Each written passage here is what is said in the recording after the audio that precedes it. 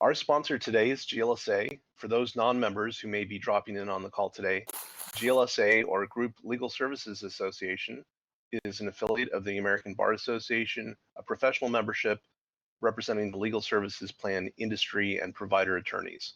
And joining GLSA is just a good way for solos and small firms to increase their business. Check us out at glsaonline.org. Okay, my name is Tom Martin. I'll be your host today. Our teleconference today is New Year's resolutions we're keeping in 2018. I'm very honored to have today's guests to talk about the resolutions for this year and which ones we're keeping.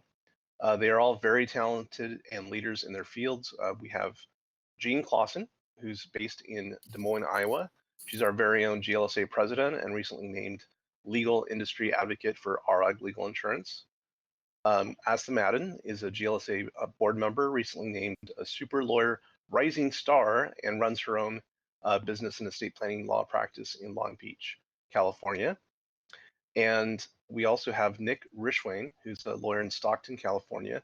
He's the VP of experts.com. He has a love for robotics, artificial intelligence, and virtual reality, and gets to talk about that as a host on Legal Tech Live, of which he's also the founder. So you're all standouts in what you do, and I'm thrilled to have you on the show. So let's start with Jean. Jean, if you could tell us a little bit about where you're at and how you celebrated New Year's. Well, thanks. Well, I celebrated New Year's. I'm with family, so I had family in town, and so it was a nice way to really start from a place that felt comfortable and brought me back to, kind of the core of, who I wanted to be, who I am, and how do I want to show up in my day to day. I think family is a great place to kind of ground you and bring you back to that. So, as I was thinking about New Year's resolutions, that kind of then helped me start from a good place to really take a deeper look at what are some of those things that with resolutions I might want to start doing, stop doing, continue doing, and really kick off that year from a good place, intentional place to keep me on the right track with my goals. So Well, that sounds like what a I great place to start. yeah Um, yes but so let's go around and then we'll get right into the resolutions after that. perfect. That sounds great. All right, cool. So Asta, tell us a little bit about where you were at and how you celebrated. Sure. I actually took the train from Long Beach to downtown LA to a friend's loft and just hung out there with some close friends, and it was pretty mellow and uh, didn't want to go out on New Year's. So, and then I took the train right back and enjoyed my New Year's Day. So for me, New Year's Day is usually more important to do what I like than New Year's Eve. So I put more energy into planning for New Year's Day, actually. All right. And how about you, Yeah. Nick? Well, I didn't have that great of a New Year's. I got the flu the day before, so Oh, I Aw, oh rang in I no. rang in the New Year's from bed and tried to prevent the dog from being scared from fireworks. That was Oh, how I rang it in. So I don't have a good New Year's story this year. oh, well, that's all right. I think that our podcast today is a little different than what we usually do. Usually we talk one on one, but today we're going to talk together about the resolutions that we've made. And can you believe it? It's almost you know the end of January. It seems like things keep going faster and faster. So it being the end of January, it's probably a perfect time to kind of reflect back on what we resolved to do this year for New Year's. And so I'm really eager to hear what each of you has thought of, what your priorities are and focus. And I'm sure the people that are going to be listening to this would love to hear what you have in mind for this year. What are some things that they can glean from it in terms of focus for themselves? So starting with Jean, tell us a little bit about your resolutions for the year. sure. Well, there's really three that stood out to me as I reflected on my year prior and how I wanted to be going forward. And I kind of came from this place when designing my resolutions of, it definitely struck a chord with me of some things that I wanted to stop doing, something I wanted to do more of, and something I wanted to start doing.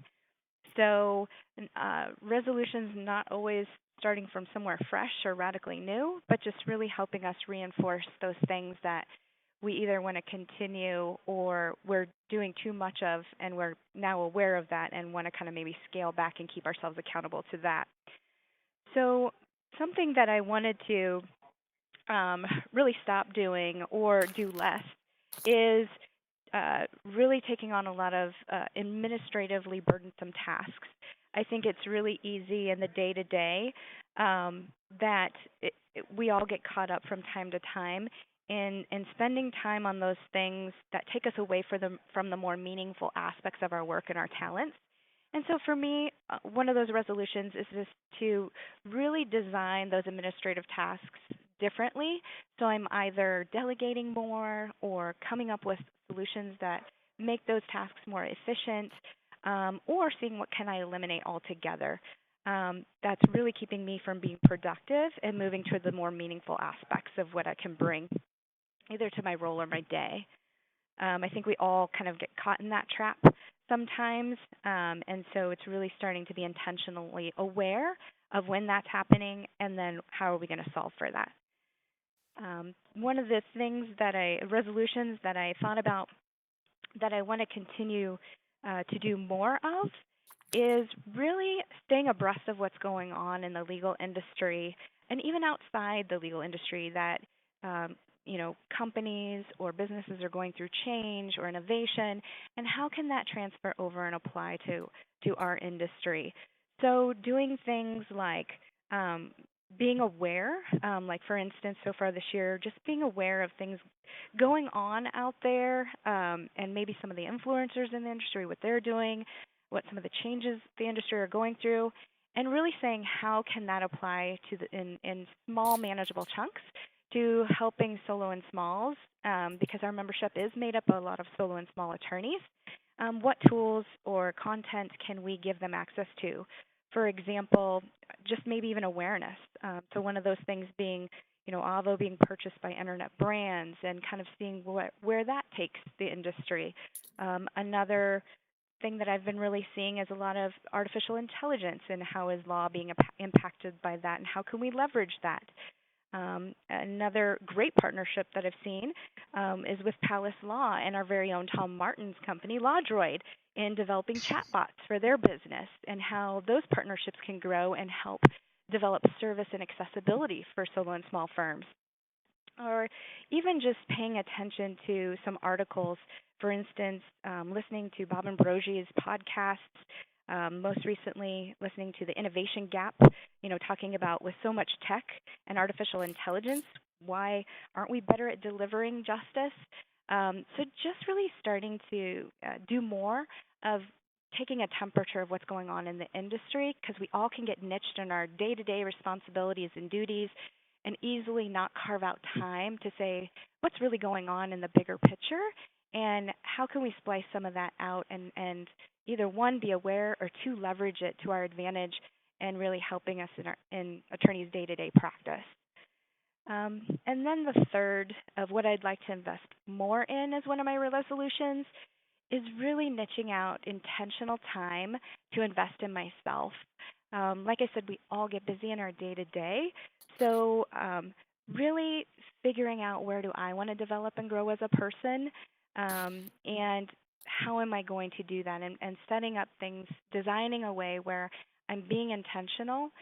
For instance, I started a book read list as one of my ways that I'd like to develop and grow, and already this year have been able to check off two of those books. One was Hit Refresh by Satya Nadella, the CEO of Microsoft, that really highlighted talking about empathy and culture and innovation within organizations. And then the other book was Radical Candor by Kim Scott, really talking about more meaningful and direct conversations, which I think both aspects can easily be applied to how we show up in our day-to-day lives, but also how we show up in business and even within the legal industry itself, and design our communications and our approaches around that. So I think really taking time to invest in myself and my own development, then also then how can I branch out and help develop others up or out in some of that knowledge that I can share. So those are really my 3 resolutions that I came up with, and I'm excited to see and manage myself to be accountable to those and put milestones in place to celebrate my successes, and then also how I'm going to hold myself accountable to make sure I'm meeting those goals. Well, Jean, that sounds fantastic. Some really great goals, and one that stands out for me is, the taking time for oneself, because I think probably that speaks for all of us. We're all so busy and doing so many things that to take time to actually appreciate it and to appreciate ourselves for accomplishing that is important as well. Oh, absolutely. So, Asta, tell us a little bit about the resolutions you have for this year. Sure. Actually, a lot of my resolutions are similar to what Jean had, so that was pretty exciting to hear about. But my first one is more reflective of the fact that I am a solo practitioner. And so my first resolution is a professional one, which is to get professional help with things that are not in my wheelhouse and that I should not be spending my time on because that's not my strength, which the main one was marketing and getting some professional help with that instead of doing it all myself. And then the second one was administrative tasks. And so I did hire an assistant this year, which I'm pretty happy about. And that's already making a huge difference in my life, personally and professionally. And then I am on my way to getting professional help with marketing, and I'm really excited about that too, because I realized that trying to juggle everything on my own was not the best strategy for the last few years because I couldn't make time for myself, and it's just not my strength or background to do both of those things, and better leave it to people that are good at it. So that was a pretty big one. And I think this is one that I'm going to be working on throughout the year, is just making sure I'm not putting things on myself that are not the best use of my time or talents. The second one I have was just to be a little bit more kind to myself, and it's got different components. So I think we know self-care was a big word for 2017 and going into 2018. So getting away from the culture of being busy, and if I'm not able to, work a full 8 hours, or if I need to take a break for something, or I'm feeling a little burnt out, that allowing myself to take the time away from work or any other aspects of my life, and not being hard on myself for being, for taking a break, because again, as a solo practitioner, you feel like your time is easy to give away, and I'm trying to move away from that mindset that I can give away my time to anybody because it's just my time. I'm starting to value my time a little bit more and taking care of myself in that way.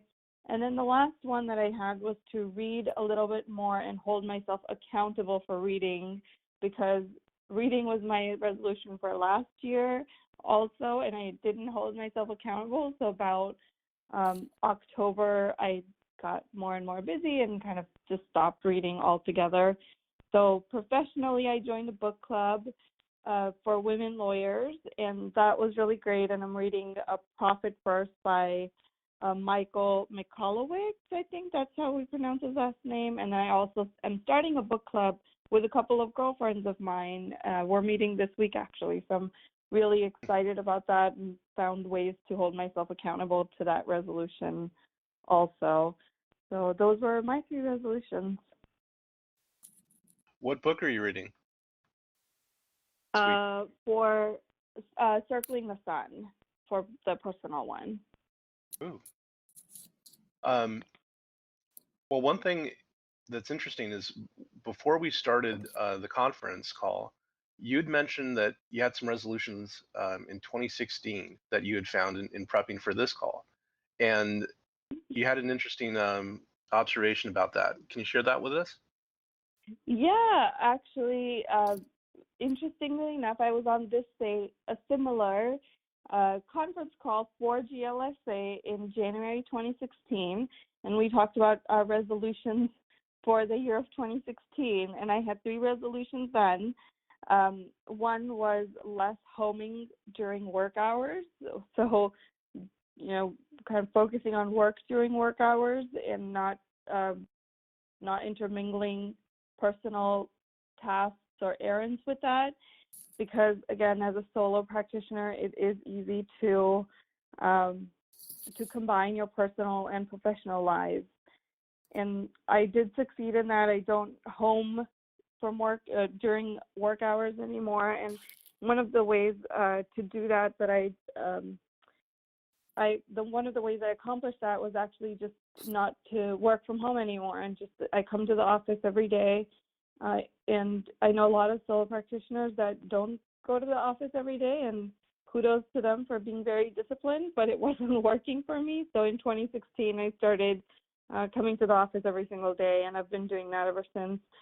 Then my second one was building a community on social media and finding those people that I interact with and building relationships on social media. So I'm happy to say that I've sometimes I fall off the wagon on that one too, but I have been able to create some meaningful relationships and find some friends on social media, including Nick, actually, who is on the conference call, and I think we met around that time online.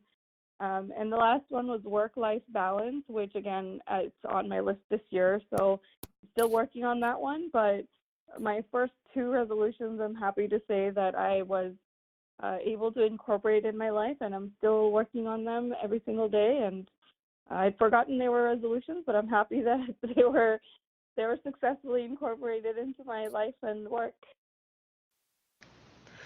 Well, that's great to hear. A lot of times we make resolutions and then being able to see the fruit of that, that we actually followed through is fantastic. Yeah. So congratulations on that. Thank you. Nick, how about you? What are your resolutions for the year? So this is a great question. I'm going to be the black sheep of this group, I think, which also already kind of knows about me. So Yep. I'm not one for the classic resolutions. I find that they're often forgotten or just given up on, or we fail to keep them and we feel bad about it. And and then you're thinking about, well, I failed to keep that, and I think it can do more harm than good. So I kind of like making a variety of small achievable goals throughout the year and working towards achieving those goals. So and I do that at different times throughout the year, and it's not like once a month, probably 3 or 4 times throughout the year. I refocus, what do we need to do for the company, and where do we need to be. And one of those started in probably the summer of last year, where I decided I needed to start applying to speak at more conferences. GLSA is one of those where I'll be moderating a panel this year. So I've been applying for more of those as a way to really get us as a company out there and more visible, and meeting more, what we mostly cater to, solo, small practitioners, and as well as medium-sized firms. So that was sort of one of the big ones. And then I like to, throughout the year, set sales objectives. And how are we going to improve the year-over-year sales at tax season? What are our end-of-year promotions going to look like, so that we improve our year-over-year in December? And then look at website traffic, things like that, and how do we improve that annually. On the personal side of things, one of those things that I do that and I do this again in chunks. I find that if I do it in chunks and do it day by day, or one day at a time, then I find that it is much more achievable than if I set something at the beginning of the year and by the third week I'm just no longer going to the gym, or and I don't enjoy the gym, so that's not going to be one that I'm going to set for myself. And if I can eat healthier today, then it gives me it kind of, all right, hey, I did good today. And then, all right, let's see if I can do this tomorrow. And then I do it tomorrow. And if I do it day by day like that, I start really feeling the benefits of eating healthier. And then if I fall off the wagon, as Asa mentioned about one of the one of her resolutions, I don't feel as bad because now I've got days racked up. All right, well, don't feel too bad about that, Nick, because you've had 5 or 6 days in a row. So it's really I look at it as more cumulative throughout the year. How have you improved certain things throughout the year? And then lastly, the work-life balance has been discussed, and not something I've ever been particularly good at. I work in the legal tech field. My hobbies are in the legal tech field, and I have some other hobbies that are volunteer things that have come have happened in the last 6 months or so that really keep me busy. So I'm trying to take a look at really spending some more time on my personal life, and whether that be just making sure that I walk the dog every day and spend some time playing with her, or something else, whether going out there and doing some more things with my friends, and dating more, that kind of thing is something that I look at, that, oh man, you know what, at this age, I have really done a terrible job at work-life balance. I should really improve on this. And so I try and take those things a little bit day after day as well. And, all right, so I didn't do a good job of it today, so let's see how I can improve that tomorrow. And so to me, this is a much easier way to sort of chunk, take it or batch it or chunk the resolutions, rather than setting them and then really feeling like I fell short when I have stopped doing a resolution by January 21st. I think that's really awesome in terms of chunkifying, the resolutions and making them much more accomplishable. Because I tend to agree. I think that, sometimes when we make New Year's resolutions, they're somewhat grand, and I mean, I'm guilty of it myself. And that gym reference is one that I disappoint myself with every year. I like the comment about work-life balance, and I know that's one that comes up regularly. Yeah. I remember reading something where Jeff Bezos, he had reframed it. Instead of calling it work-life balance, he called it work-life harmony, because balance tends to put the two things at odds, and that they're not accomplished. That it's a zero-sum game. But let me get us back on track. So what I'd really like to know is that we have our resolutions, or we have our short-term goals. How do we accomplish them? It's always a challenge to keep on track. So how are you keeping yourself accountable, Jean? Sure. Well, I think that's a great question. That's always sometimes the most challenging part, right? And I think Nick articulated well. You have big goals and lofty goals, and unless you're really compartmentalizing that and taking it into manageable splices, it can be overwhelming, and then we can often get discouraged. The consistent message I heard across all 3 resolutions as well was the ability to give yourself grace. So when you do have those resolutions, and sometimes we're going to be challenged more than others to be happy with how we're meeting that, or we've kind of fallen down a little bit, so to speak. It's in how we just keep ourselves going and motivated. And I think part of keeping ourselves accountable, at least for myself, is celebrating the small successes, having milestones set up in advance to say, if I accomplish X within X period of time, how am I going to reward myself for that? And how am I going to give myself grace when I stumble and recover from that and continue to move forward? And I think that, to go along kind of with Nick's, philosophy, is that if you are putting it in more short bursts or tangible, chunks, then you can parcel that out throughout the year and kind of keep track of, getting yourself back to where you want to be when you do have those setbacks, and giving yourself grace and then rewarding yourself as you're moving forward and you are being accountable and hitting that. I think another great way that I've seen all three of us be accountable, whether we know it or not, we've utilized our community, as Asta says, on social media, whether it's in fun jest or it's actual accountability. I think we all have developed partnerships across the nation with other individuals, whether they're part of GLSA, whether they're through our other social media community, where online it's a great way to hold ourselves accountable is having those people that you trust just kind of check in with you or, hold you accountable if they see you, doing something or not doing something through your communications online even.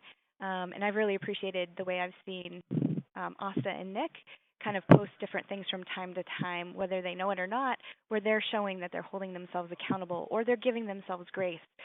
Or they're giving themselves a personal outlet. As a fellow dog lover, I also happen to love Asta and Nick's dog post pictures. So keep it coming, guys. But I think that's just another way that, as Asta said, developing a community and using the community to help you, that it doesn't have to be a standalone effort in holding ourselves accountable. And then as Nick said, designing it in manageable pieces and milestones so that, and making sure in advance you've set yourself up to celebrate when you've hit milestones and give yourself grace and decide and develop how you're going to get back on track when you do have some setbacks, if that makes sense. It makes a whole lot of sense. I know that sometimes I'm hard on myself when there's some goal that I have in mind and I haven't reached it, but I think that's a really good point, is to be understanding to yourself as well. Yes, absolutely. So, Asta, how about yourself in terms of keeping on track, keeping yourself accountable? What do you plan to do this year for that? Yeah, I last year I started doing this, which was actually putting everything on my calendar. And I'm totally with Nick. When you have these ambitious,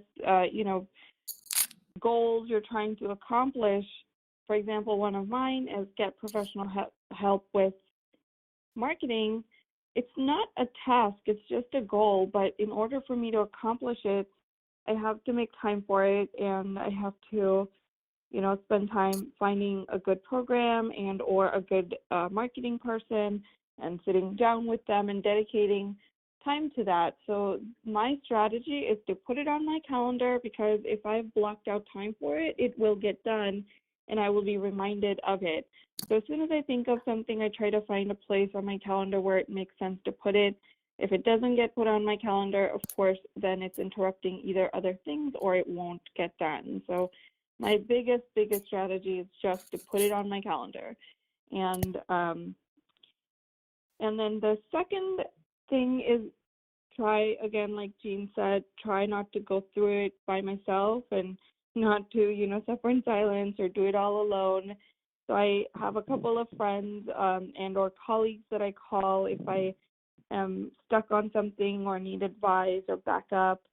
And then if I'm looking at different programs for professional development or marketing, I have a couple of people that I feel comfortable asking their opinion.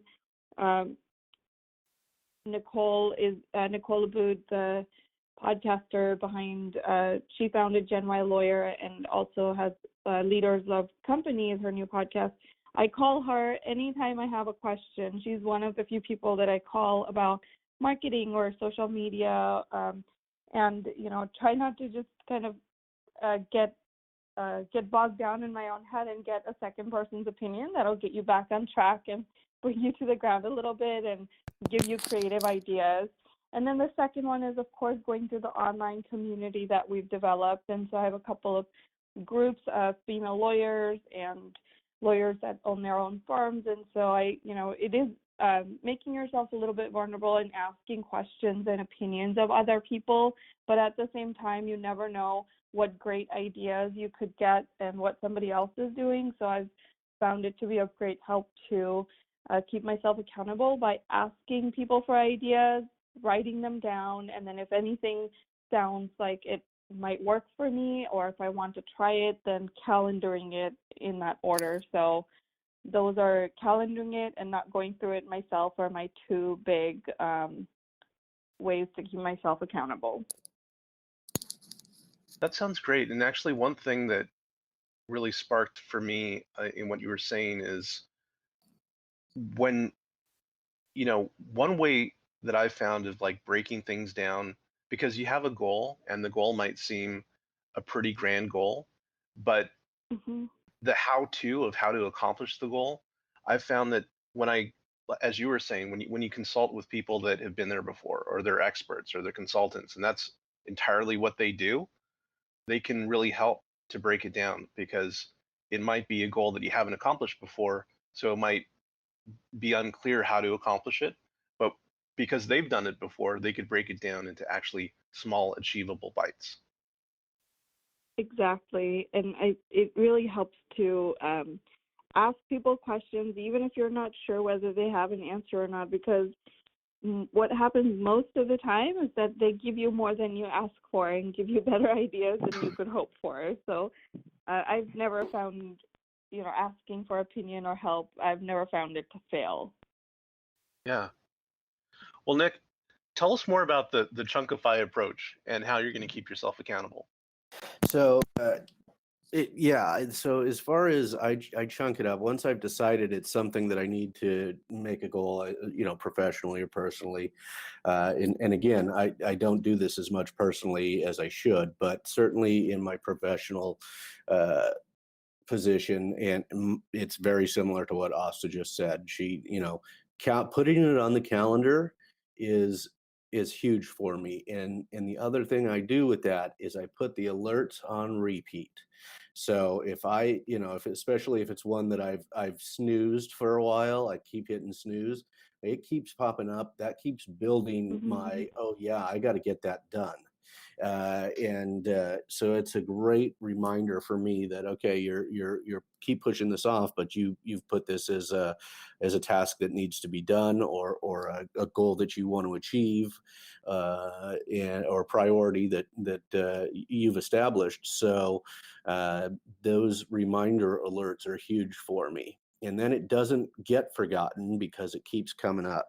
And if it keeps coming up, and it'll start to build a little more pressure on me to not avoid it, especially if it's one of those items in the work life that you really don't want to address. I don't want to do that. Well, that's when that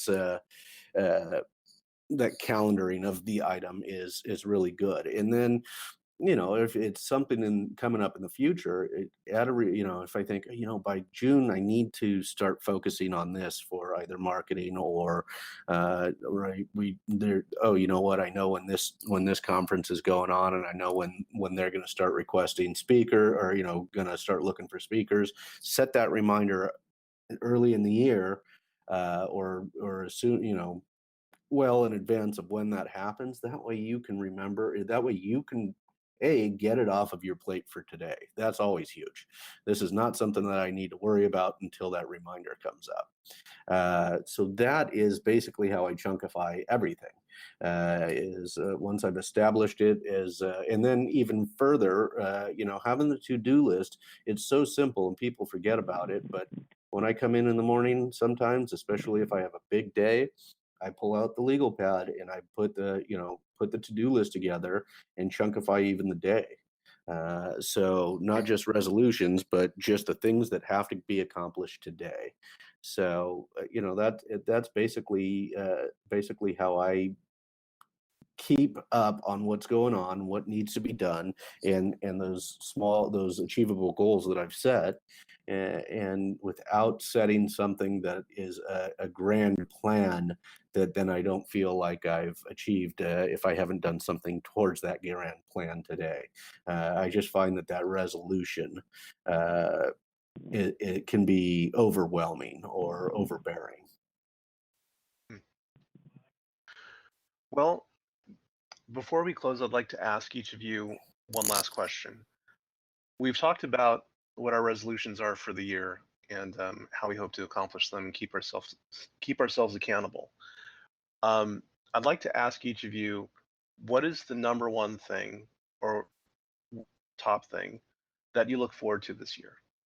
Um, it could be family, it could be a professional event, but when you think about the things that are coming up this year, which one are you most looking forward to? If you could share that with us, Jean. Sure. I think that's a great question.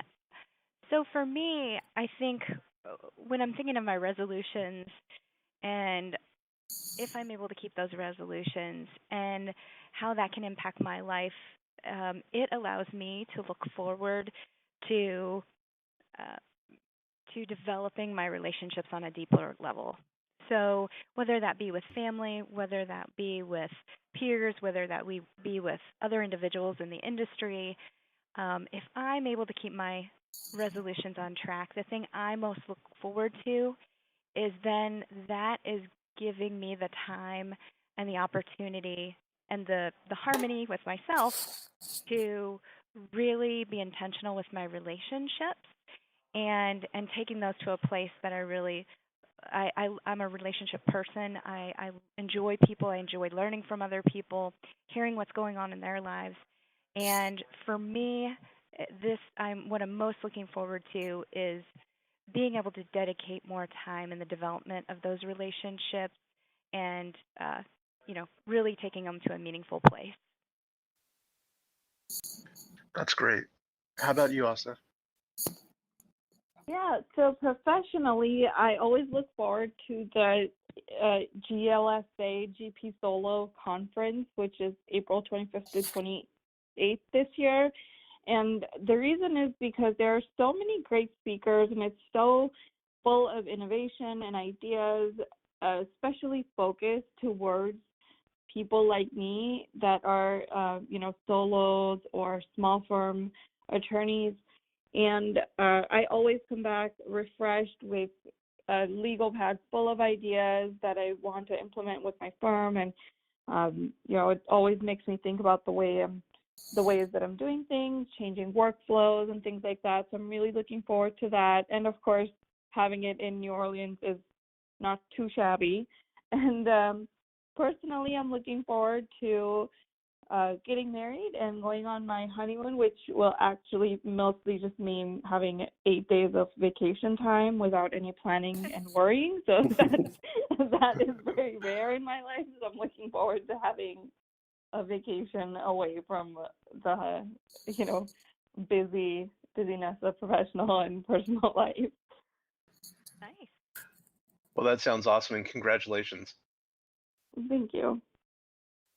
How about you, Nick? Yeah, I'm going to kind of second Asta here on the professional side. I got to tell you, I'm really looking forward to the GLSA GP Solo conference, and I do this for a couple of reasons. Almost all the people that I know from online, when I get to meet them in real life, that's the best part of those experiences. And Tom and Asta and now Jean are three more that I get to meet in real life there, and those are, especially when you've had for a year or a couple of years, you've had these online relationships with people. There's just nothing more fun than actually meeting the people in real life, IRL, as they say in social media. it just really adds to the experience, you know. And I interviewed Tom. It's got to be close to a year ago now that I interviewed Tom on Legal Tech Live. So I'm really, you know, maybe this is self-serving, or maybe I'm schmoozing you guys a little bit, but I don't think so. You know, I really enjoy this. I really enjoy that aspect, and I've got four panel members that I'm looking forward to meeting in real life. We've had some great conversations planning for the panel, and my digital sister Nicola Bood will be there, and we always have a blast when we're together. So, you know, that to me, that is kind of a combo of personal and professional, because a lot of these things have started. A lot of these relationships online have started from the professional side, and have built into personal friendships. And so really, that as for the early part of the year, I think that's the one thing I'm most looking forward to at this time. Well, me too. I'm definitely looking forward to seeing you all in person in New Orleans at the GLSA conference. It's going to be pretty awesome. And I want to thank you all, Jean, Asa, and Nick. I loved getting to know you better and talking about your resolutions for the year. I want to thank you all again for sharing your time and thoughts today. How can people keep in touch with you, Jean? Sure. They are welcome to reach out to me either through email or on Twitter or LinkedIn, and I can provide that information through GLSA as well. So I would welcome anyone to connect. And Asta and Nick, I do enjoy our online community we're a part of, and I do look forward to connecting in person at the GLSA conference in New Orleans. So I definitely welcome anyone to connect with me through any social media platform, and I can get that information out. Cool. Asta? Same here. I am on Twitter, Instagram, Facebook, probably Google Plus, also under Madan Law, MADAANLAW. And I would love to say hi to anybody that's listening in real life, or on Twitter, Instagram, Facebook, LinkedIn, or any other platform where they can find me under that handle. Cool. How about you, Nick?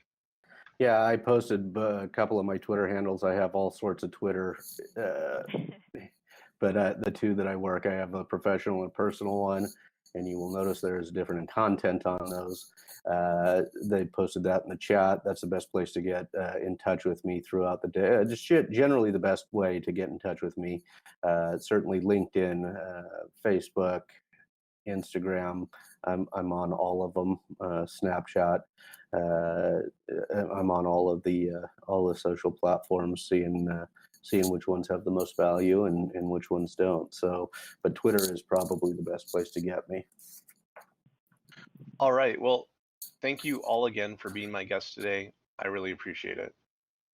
Thank you. Thank you for having us. Yeah. And I want to thank you all for listening in and attending our teleconference, New Year's Resolutions We're Keeping in 2018 with Jean Clausen, Asa Madden, and Nick Rishwain. Again, this is Tom Martin. I want to thank GLSA for sponsoring.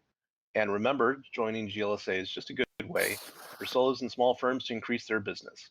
Check us out at glsaonline.org. See you next month. Bye. Bye-bye. Bye. Bye.